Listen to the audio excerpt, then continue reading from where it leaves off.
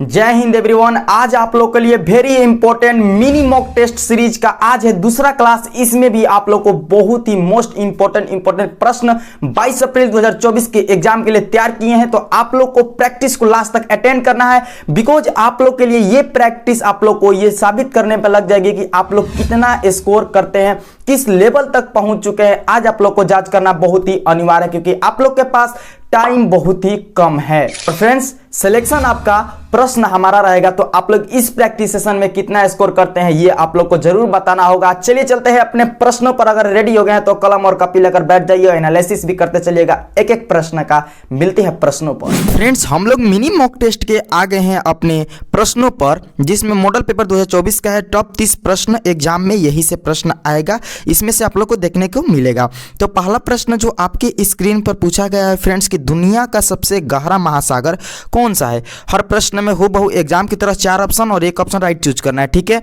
जैसे कि ऑप्शन में दिया गया हिंद महासागर, अटलांटिक महासागर, प्रशांत महासागर, अरब महासागर। माय डियर फ्रेंड्स, आप लोग अच्छे से इसका सही उत्तर बताते चलिएगा और अपना एनालिसिस भी करते चलिएगा, ठीक है, ताकि आप लोग को पता चले कि आप लोग स्कोर कितना करते हैं प्रैक्टिस सेशन में। आप लोग के पास टाइम बहुत कम है। इसका सही उत्तर क्या होगा जल्दी से बताइए, मैं बताऊंगा तो मैच कर लीजिएगा। इसका करेक्ट आंसर प्रशांत महासागर हो जाएगा, जो ऑप्शन नंबर सी आप लोग का क्या है, सही उत्तर है। सेकंड नंबर प्रश्न का करेक्ट आंसर बताइए। जैसे कि आप लोग से सेकंड नंबर प्रश्न में पूछा गया कि राज्यसभा के एक सदस्य के लिए अवधि क्या है, 5 साल, 4 साल, 2 साल, 6 साल। इसका सही उत्तर क्या होगा फ्रेंड्स, ये आप लोग बताइए।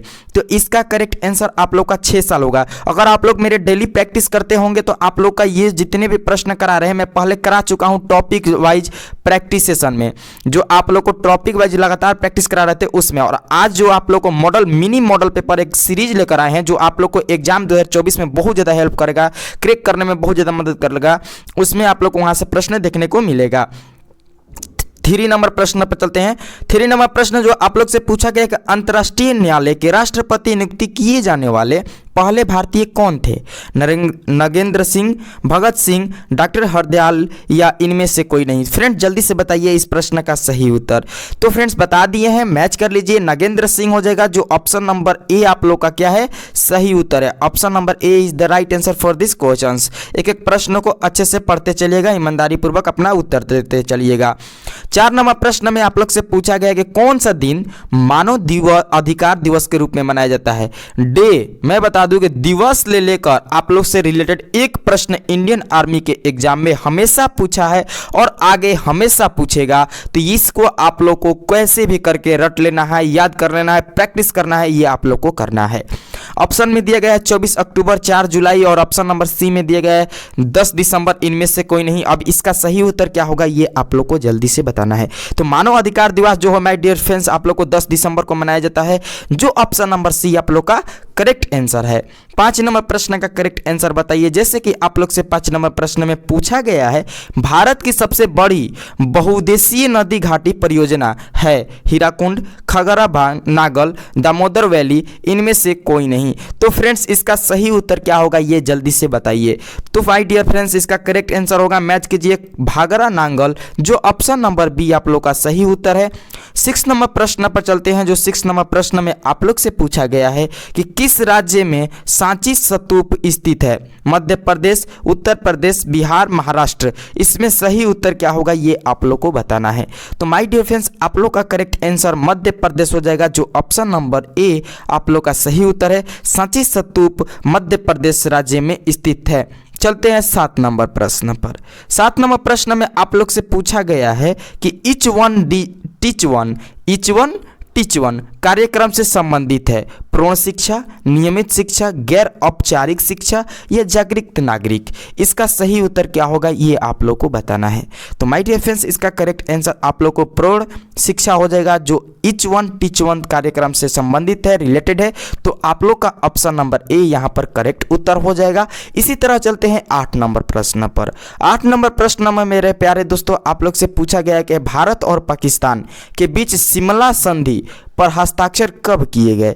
1955 ईस्वी, 1971 ईस्वी और ऑप्शन नंबर सी में दिया गया 1962 ईस्वी, 1972 ईस्वी। इसका सही उत्तर क्या होगा ये आप लोग को बताना है।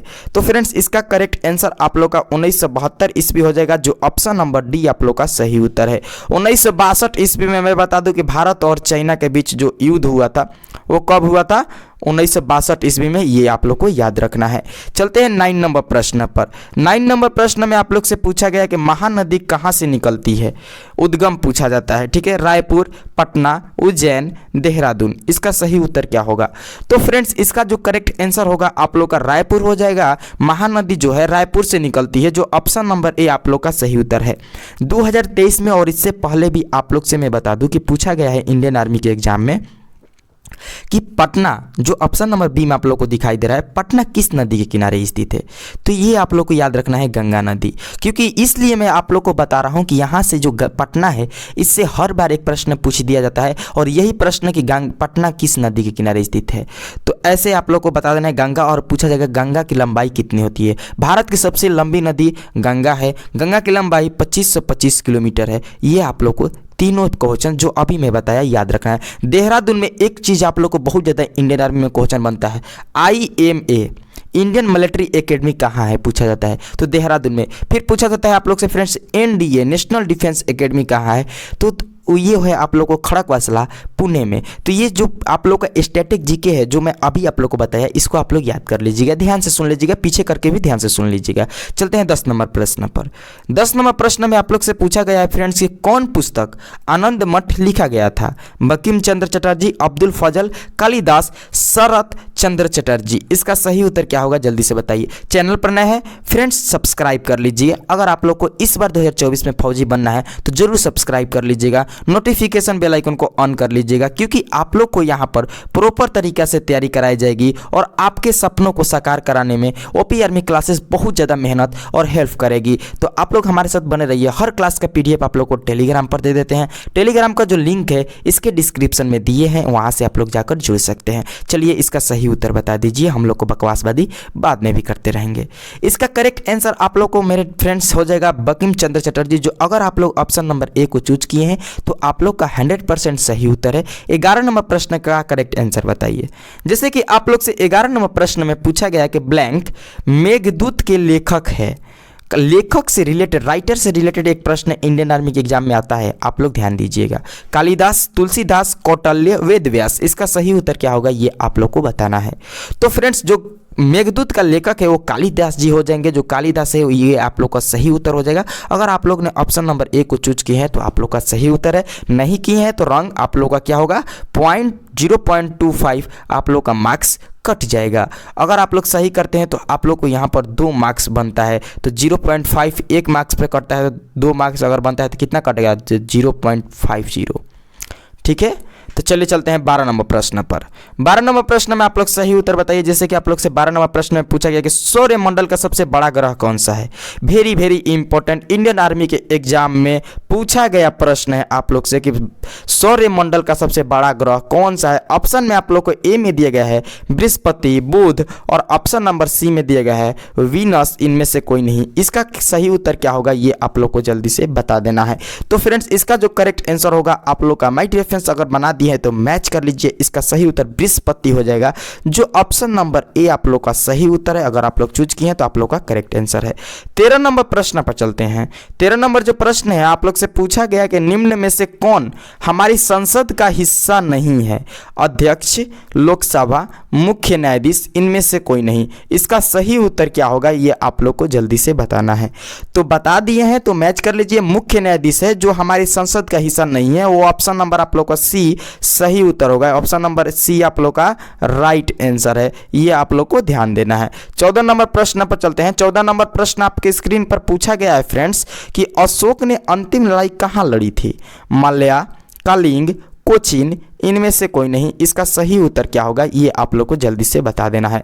तो फ्रेंड्स इसका जो करेक्ट आंसर होगा आप लोग का कॉलिंग हो जाएगा, जो ऑप्शन नंबर बी अगर आप लोग चूज किए हैं तो आप लोग का 100 नहीं 100 to 10% सही उत्तर है। चलते हैं नेक्स्ट प्रश्न 15 नंबर पर, जो आप लोग को मैं बता दूं कि जीके के सेशन में 1 से 15 तक हूबहू आप लोग को एग्जाम में भी 1 से 15 तक जीके का सेशन होता है, और फ्रेंड्स 15 से 30 तक जीएस का सेशन होता है, और इसी को हम बोलते हैं मिनी मॉक टेस्ट। मैथ के आप लोगों को क्वेश्चन टेलीग्राम पर दे दूंगा इस प्रैक्टिस सेशन में, क्या क्योंकि मेरे पास पेन टैब नहीं है आप लोग को मैथ को हल करके बताने के लिए। तो आई एम रियली सॉरी, अगर आप लोग सपोर्ट जिस दिन दिखा दिए, ज़्यादा से ज़्यादा शेयर कर दिए, तो माय डियर फ्रेंड्स उस दिन आप लोग का ये पेन टैब का मेरा सपना जो है लेकर आ जाऊँगा, और मैथ का भी करता फार प्रैक्टिस करवाने लगूंगा। तो फ्रेंड्स इसका सही उत्तर क्या होगा ये बताइए। 563 ईसा पूर्व, 472 ईसा पूर्व या 627 ईसा पूर्व, इनमें से कोई नहीं।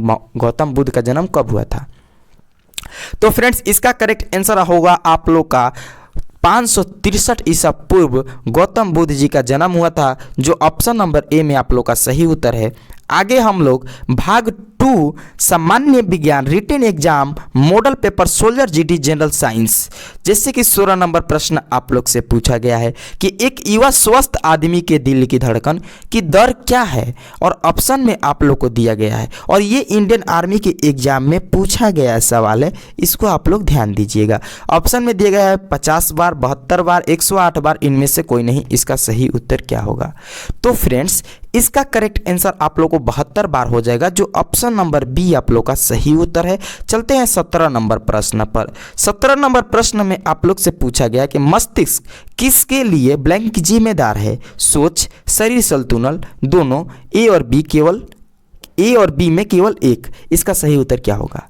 तो फ्रेंड्स इसका करेक्ट आंसर आप लोग का दोनों हो जाएगा। ऑप्शन नंबर सी सही उत्तर है। सोच भी, थिंकिंग भी मेंटेन करता है, और शरीर संतुलन भी, बॉडी कंट्रोल भी, ये मस्तिष्क जिम्मेदार है। ठीक है, चलते हैं 18 नंबर प्रश्न पर। 18 नंबर जो प्रश्न में आप लोग से फ्रेंड्स पूछा गया है, रक्त जिसको हम लोग इंग्लिश में बोलते हैं ब्लड, ठीक है याद रखिएगा, और ब्लैंक से शुद्ध होता है। जो रक्त है किससे शुद्ध होता है? फेफड़ा, हृदय, गुर्दा, उपयुक्त सभी। इसमें सही उत्तर क्या होगा? तो माय डियर फ्रेंड्स इसका करेक्ट आंसर हो जाएगा उपयुक्त सभी। सभी से हम लोग का ब्लड जो फ्रेश होता है, शुद्ध होता है। चलते हैं 19 नंबर प्रश्न पर। 19 नंबर प्रश्न में आप लोग से पूछा गया कि ब्लैंक तापमान दिखाने के लिए थर्मामीटर में प्रयोग किया जाता है। लीड, पारा, चांदी, इनमें से कोई नहीं। पारा को पी भी बोलते हैं। बताइए इसका करेक्ट आंसर क्या होगा? तो फ्रेंड्स इसका जो सही उत्तर होगा आप लोग का पारा ही होगा, जो ऑप्शन नंबर बी आप लोग का सही उत्तर है। यह एक ऐसा द्रव्य है, आप लोग बता सकते हैं कैसा है कमेंट लिस्ट में। ठीक है, चलते हैं 20 नंबर प्रश्न पर। आप लोग भी सोचेंगे कि आधा अधूरा बोल कर ये क्या कर देता है। नहीं, आप लोग को प्रैक्टिस जो है एक एक क्वेश्चंस को जो आप लोग को सिलेबस में दिया गया है उसी के हर एक चैप्टर से प्रश्न मैं प्रैक्टिस में लेकर आता हूँ, क्योंकि आप लोग को इंडियन आर्मी जो आप लोग को सजेशन दिया है उसी के अकॉर्डिंग ही प्रैक्टिस कराना चाहिए, ताकि आप लोग का एग्जाम में यहाँ से प्रश्न देखने को मिले। जैसे कि 20 नंबर प्रश्न में पूछा गया कि सूर्य ग्रहण होते हैं जब, और ऑप्शन में आप लोग को दिया गया है फ्रेंड्स कि पृथ्वी सूर्य और चंद्रमा के बीच आता है, चंद्रमा सूर्य और पृथ्वी के बीच आता है, यह संकट के दौरान, यह सूर्य चंद्रमा और पृथ्वी के बीच आता है। अब इसमें सही उत्तर क्या होगा ये आप लोग को जल्दी से बता देना है। तो फ्रेंड्स इसका करेक्ट आंसर चंद्रमा सूर्य और पृथ्वी के जब बीच आता है तो ये आप लोग का क्या हो जाता है? सूर्य ग्रहण लग जाता है। क्या हो जाता है? सूर्य ग्रहण होता है। 21 नंबर प्रश्न में आप लोग से पूछा गया है फ्रेंड्स कि बिजली का अच्छा कंडक्टर है, और ऑप्शन में दिया गया है ग्लास, कागज, कॉपर, इनमें से कोई नहीं। इसका सही उत्तर क्या होगा?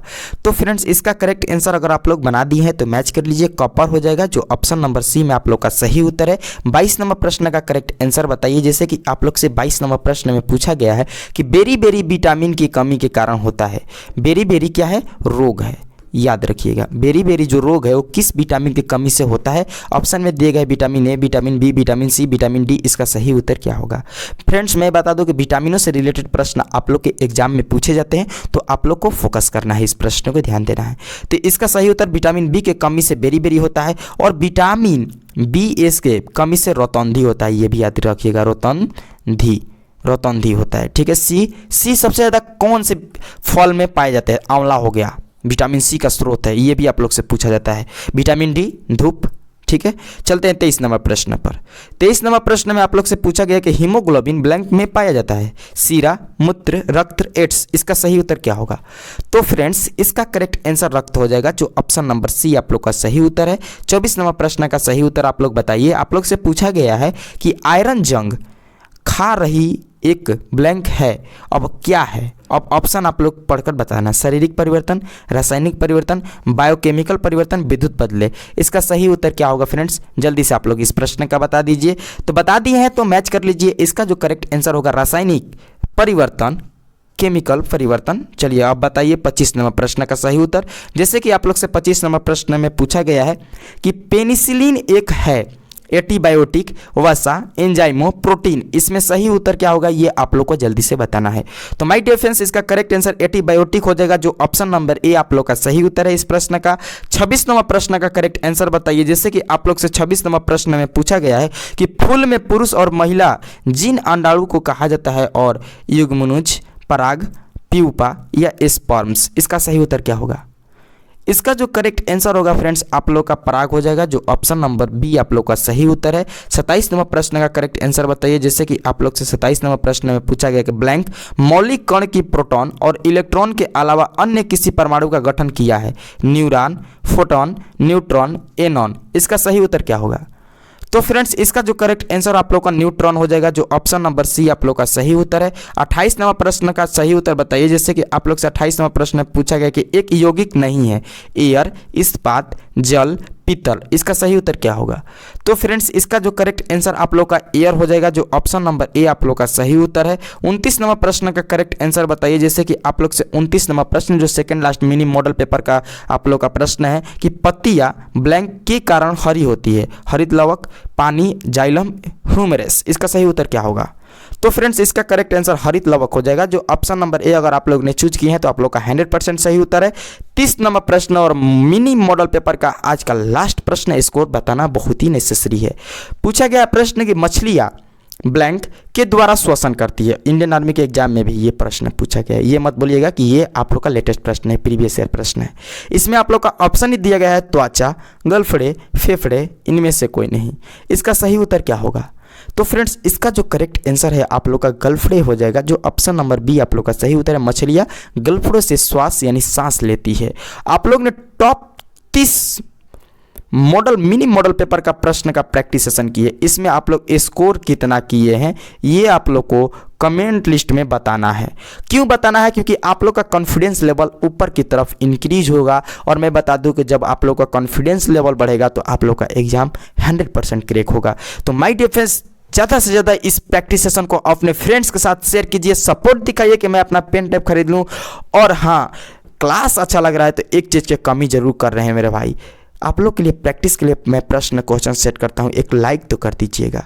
कमेंट में आप लोग फीडबैक दे सकते हैं कि आप लोग को एग्जाम को प्रैक्टिस के लिए और क्या क्या चाहिए। हालांकि अपने ओर से मैं हर वो प्रश्न आप लोग को लिए प्रैक्टिस करवाना चाहता हूं जो आप लोग के एग्जाम में आने की संभावना ये 100% नहीं 110% होनी चाहिए, यानी 100 से भी ऊपर होनी चाहिए। वही प्रश्न आप लोग को प्रैक्टिस में कराता हूँ। तो ज़्यादा से ज़्यादा शेयर कर दीजिएगा। मिलते हैं नेक्स्ट क्लास में। आप लोग के साथ हमारे साथ जुड़े रहिए, चैनल पर आ जाइए और आप लोग टेलीग्राम पर जुड़ना मत भूलिएगा, क्योंकि वहां पर मैं हर चीज़ का नोटिफिकेशन डाल देता हूं सबसे पहले। मिलते हैं नेक्स्ट क्लास में। जय हिंद, जय भारत।